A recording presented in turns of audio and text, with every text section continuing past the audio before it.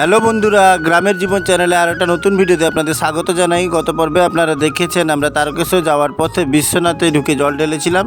এই পর্বে আপনাদের দেখাবো বিশ্বনাথ থেকে বাকি তারকেশ্বর যাওয়ার রাস্তায় কি কি ঘটলো।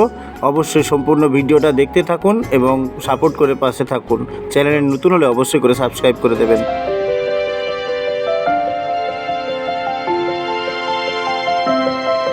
তো বন্ধুরা, বিশ্বনাথ থেকে মাত্র 3 কিলোমিটার দূরে আছে হনুমান মন্দির। সেখানেও শিবলিঙ্গ আছে, সেখানেও জল ঢালা হয়। তো আমরা পৌঁছে গেছি কিন্তু হনুমান মন্দিরে। বিশ্বনাথ থেকে বেরিয়ে হনুমান মন্দিরে পৌঁছে গেছি। দেখো সামনে কত সুন্দর গেট করা আছে।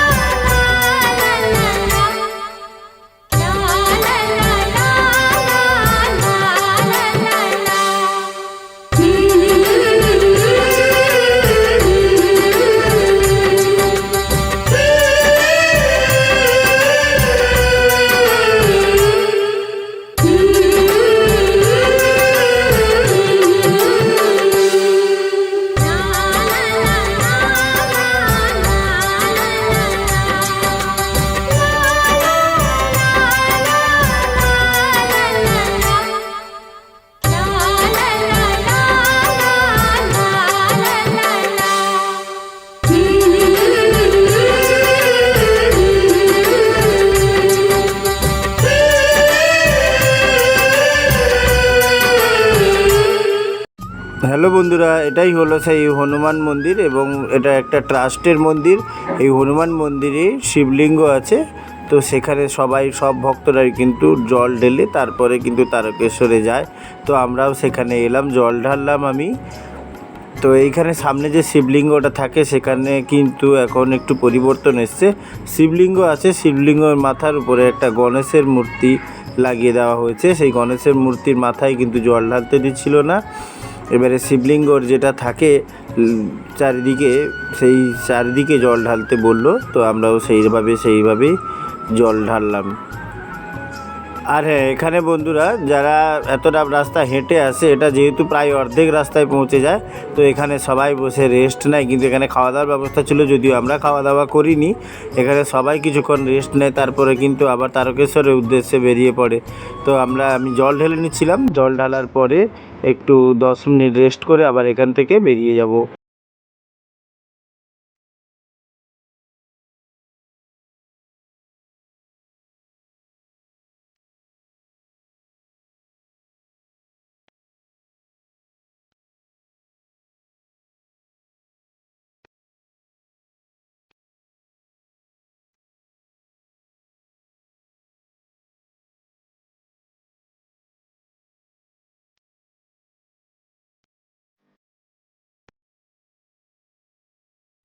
হ্যালো বন্ধুরা, তো এখানে হনুমান মন্দিরের সামনে কিন্তু সাউন্ড সিস্টেম লাগানো থাকে, বক্স লাগানো থাকে।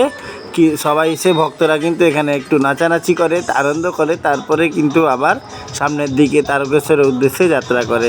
তো তোমরা দেখতে থাকো সেই ভিডিও।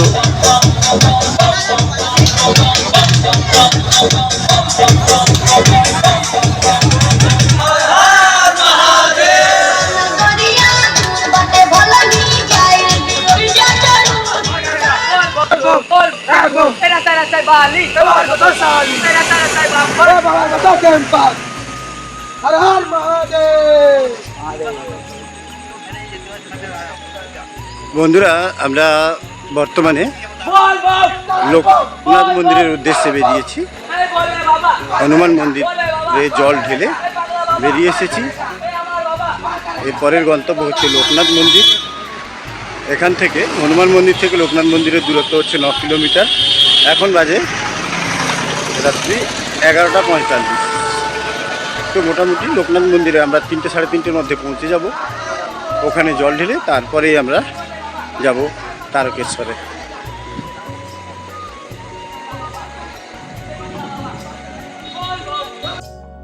বন্ধুরা, চলতে চলতে আমরা পৌঁছে গেলাম। এই দেখো সামনে গেট আছে, ওয়েলকাম টু তারকেশ্বর।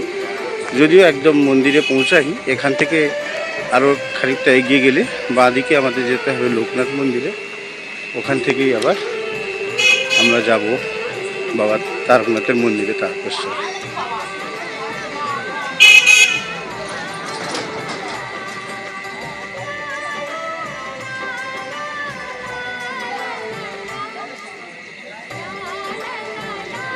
এটা হচ্ছে Tarakeswar entry main gate.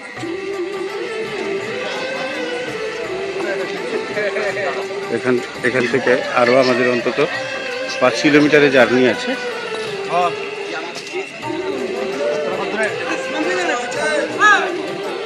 Har Har Mahadev.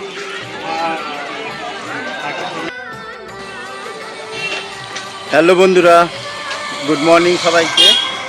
Good morning from Tarakeswar. কালকে 2:30 পৌনে 3টে নাগাদ আমরা লোকনাথ মন্দিরে পৌঁছেছি, কিন্তু এত জোরে বৃষ্টি হচ্ছিল, প্রবল বৃষ্টি হচ্ছিল। সেই বৃষ্টির জন্য আমি ক্যামেরা করতে পারিনি। ভিজে ভিজে মোটামুটি লোকনাথ মন্দিরে জল ঢেলে দিয়েছি। তারপরে ওখানে 1-1.5 ঘন্টা বিশ্রাম নিয়ে আমরা চলে এসেছি তারকেশ্বর মন্দিরের উদ্দেশ্যে। তো দেখতে পাচ্ছ আমরা যেহেতু কট রাস্তা দিয়ে যাচ্ছি, এই রাস্তায় কিন্তু যাত্রী কম।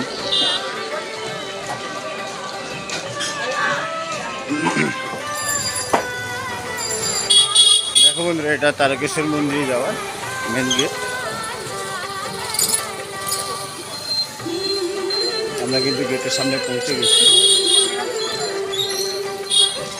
যদিও সঙ্গী সাথী যারা ছিল সব ছন্ন ছাড়া হয়ে গেছে, কাউকে পাওয়া গেছে, কাউকে পাওয়া যায়নি।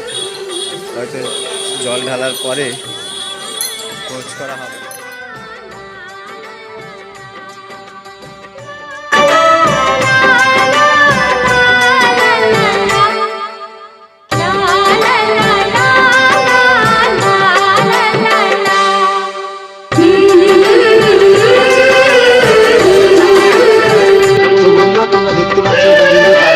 মন্দিরের ভেতরে যেটা ডুবপুকুর আছে, সেই মন্দির এলাকার চত্বরের ভেতরে।